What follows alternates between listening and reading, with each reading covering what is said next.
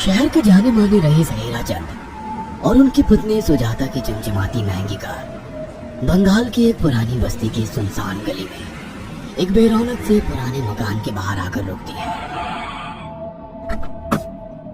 सुजाता, ये तुम मुझे किस जगह लेकर आई हो? ये तो कोई गरीबों की बस्ती लगती है, यहाँ ऐसा क्या है? हीराचंद के कुछ भी समझ में नहीं आ रहा था कि सुजाता उसे ऐसी अजीब सी जगह क्यों लाई है, जिस मकान में दिन में भी अंधेरा दिख रहा था और धुआं उठ रहा था। आप मेरे साथ अंदर चलिए, सब समझ जाएंगे। यहाँ हमारी हर समस्या का समाधान मिलेगा। सुजाता और हीराचंद आशंकित कदमों से उस मकान में दाखिल होते हैं। तभी उन्हें किसी महिला की बाहरी आवाज सुनाई पड़ती है। चले आओ, चले आओ। हीराचंद ने देखा कि उस मकान के अंदर अंधेरा था। अचानक हीराचंद की निगाह एक कमरे की ओर पड़ी, जिसके अंदर हल्की हल्की सी रोशनी आ रही थी और उस कमरे के अंदर से धुआं उठ रहा था। शायद उस कमरे के अंदर आग जल रही थी। है? ये किसकी आवाज है? यहाँ इतना अंधेरा क्यों है और ये धुआं कैसे उठ रहा है? मेरा तो यहाँ दम घुट रहा है। सुजाता और हीराचंद ने धीरे धीरे कदमों से उस कमरे के अंदर चले गए। अंदर वाले कमरे में बिखरे बाल वाली एक खूबसूरत सी बूढ़ी औरत सामने जल रही आग में एक मुर्गे की गर्दन काटकर उसका खून गिरा रही थी और मुर्गी का शरीर झटपटा रहा था। ये देखकर सुजाता को उबकाई आने लगी। हीराचंद ने सुजाता की ओर देखकर कहा, तुम्हें मुझे यहाँ लेकर आई हो और खुद ही घबरा रही हो।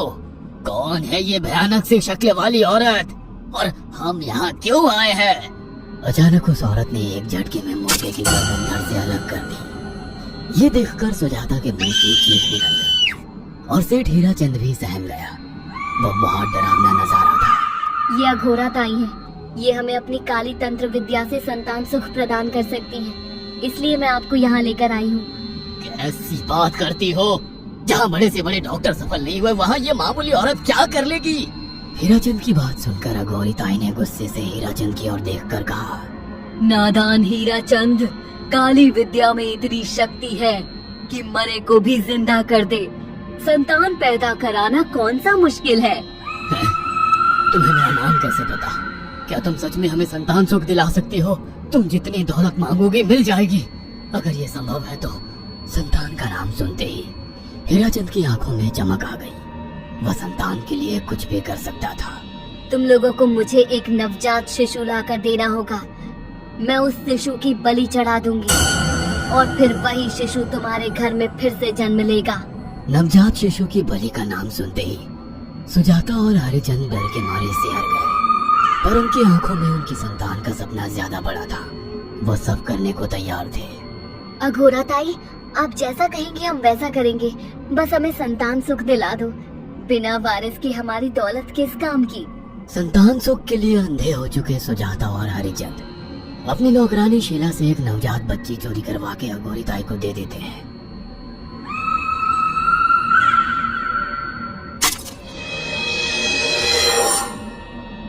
उस शिशु की बलि से सुजाता गर्भवती हो जाती है। देखा आपने अघोरा की तंत्र शक्ति? मुझे उस पर पूरा भरोसा था। चलो चलकर उन्हें धन्यवाद कहते हैं। हीराचंद और सुजाता अघोरा ताई के पास पहुंचते हैं। वो दोनों बहुत खुश थे और अघोरा पर उन्हें अंधविश्वास हो गया था। अघोरा ताई, आप महान तंत्रिका हैं।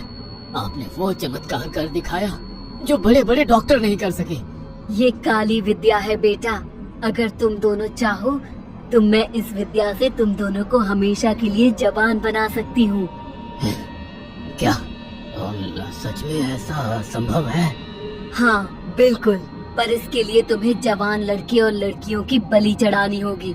तुम उन्हें यहाँ तक लाओ, बाकी मैं देख लूंगी। जवान रहने की लालच में अंधे सुजाता और हरिचंद एक अनाथ आश्रमों से हर रोज एक लड़की या लड़के को गोद लेने के बहाने अघोरी के पास बलि चढ़ाने ले जाने लगे। और एक दिन अघोरी ताई ने हीराचंद और सुजाता से इंसानी मांस खाने को कहा। पूरी तरह से इंसान से हैवान बन चुके अब वो दोनों इंसानी मांस खाने के लिए तैयार भी हो गए। ये गर्म खून और मांस खाकर तुम लोगों की उम्र भी बढ़ जाएगी। खाओ इसे। हाँ, सच में इंसानी मांस बड़ा स्वादिष्ट है।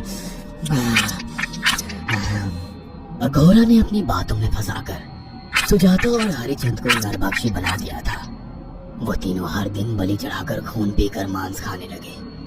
नौकरानी शीला भी नए शिकार लाने में उनकी मदद करती थी, मगर एक दिन शीला को शिकार नहीं मिला।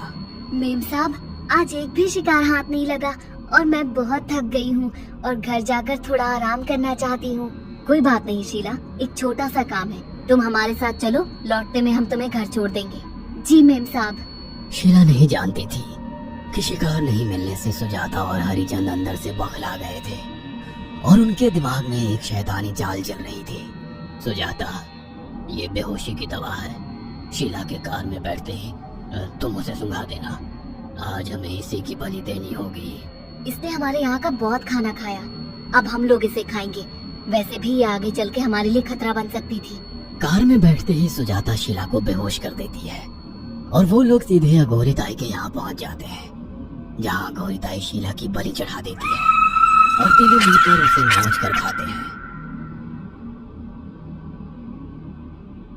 अघोरी ताई, हमको बलि चढ़ाते हुए पूरा 1 साल हो गया है। हमारा बेटा भी साल भर का हो चुका है। अब और कितनी बलि देनी होगी?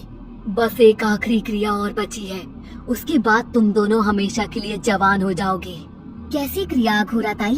3 दिन बाद सूर्य ग्रहण है, हमें पास के घने जंगल में एक विशेष क्रिया करनी होगी। उसके बाद तुम लोग कभी बूढ़े नहीं होगे।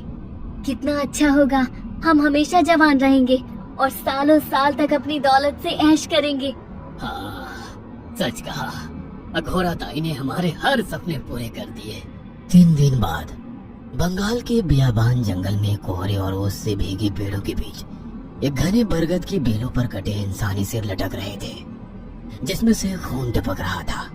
काले जादू का सामान भी रखा था।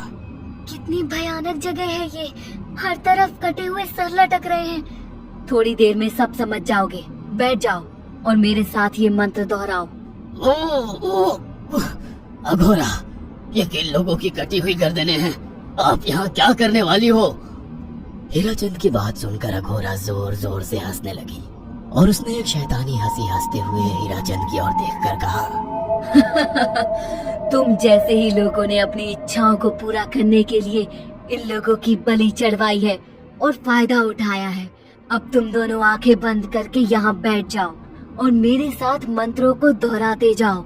अघोरा ने सुजाता और हरिचंद को वशीकरण मंत्र और काले जादू के इस्तेमाल से सम्मोहित कर दिया और देखते ही देखते वो एक भयानक डायन में बदल गई और चीखती हुई बोली, अब मैं तुम दोनों की बलि चढ़ाकर अमर हो जाऊंगी, क्योंकि तुम लोगों ने 100 लोगों की बलि का खून पिया है।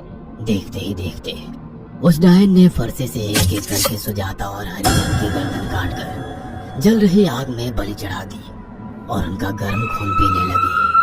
जब तक तुम जैसे मूर्ख और लालची लोग अपने फायदे के लिए दूसरों को मेरे पास लाते रहेंगे, मैं उनका फायदा उठाकर ऐसे ही उनकी बलि चढ़ाती रहूंगी।